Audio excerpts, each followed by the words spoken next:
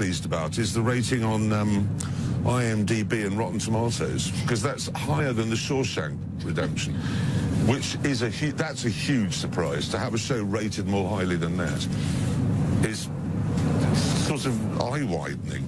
Well, I don't know if you read reviews, but not only have the viewers turned out, the reviews have been very positive. One yes, said, except the BBC, weirdly. They didn't like it.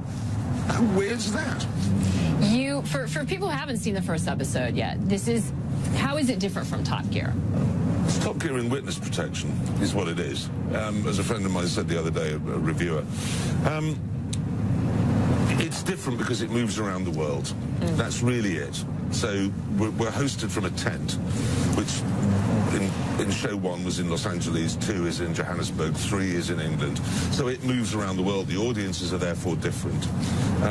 But it's still James, Richard and I. So it's like if you have a glass of champagne and you have it in a bucket or a glass, it's still it's still champagne. And that's really what it is. It's a different vessel. But the show's there's different elements about the same. How are you finding working for Amazon? Have you met Jeff Bezos? What's that like? No. I had an email from him.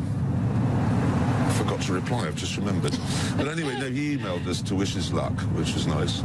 And, no, I mean, Amazon, they provide the tool that enables people to see it.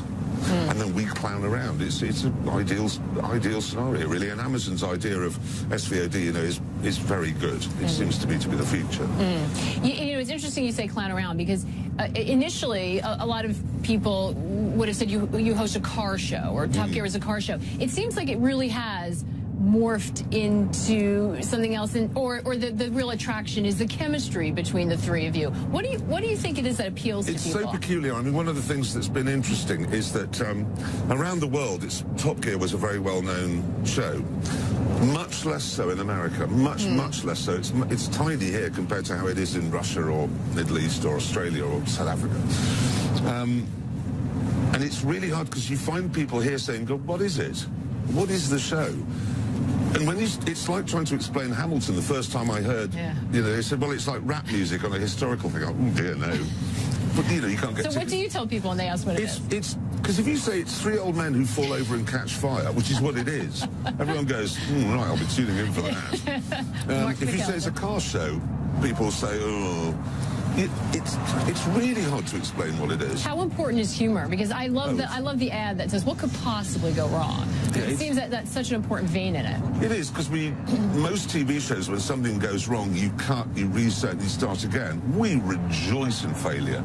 There's nothing, because if you win, it's really hard to get your face right. Because you've got to look proud, but you mustn't look boastful. And that's a difficult expression. If you lose, look at me. That's an easy face. Everyone can do that face. And we like losing. James doesn't, but Richard and I like losing. And it is quite funny, because we are so different, Richard, James and I. We get on terribly well when we're working.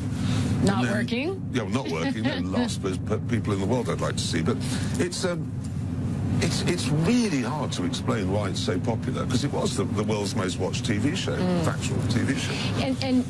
And that left a great expectation. Amazon spent a lot of money on this. Were you ever worried at any point about living up to the expectations out there? Because Amazon spent far less than Netflix would have you believe.